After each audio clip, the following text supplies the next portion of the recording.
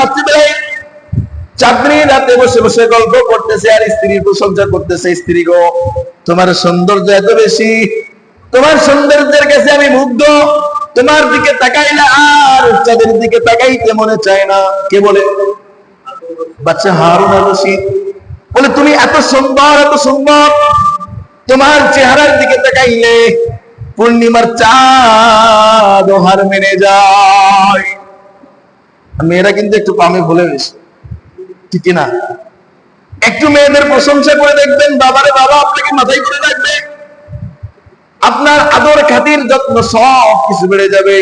আর এটাও একটা আল্লাহ রাসূলের সুন্নাহ, মেয়েদের একটু প্রশংসা করবেন, স্ত্রীর একটু প্রশংসা করবেন, তার সৌন্দর্যের একটু গুণগান গাবেন, তার গুণের একটু বর্ণনা দিবেন, তাহলে আপনিও ভালো থাকবেন, আপনার স্ত্রীও ভালো থাকবে, ঠিক কিনা?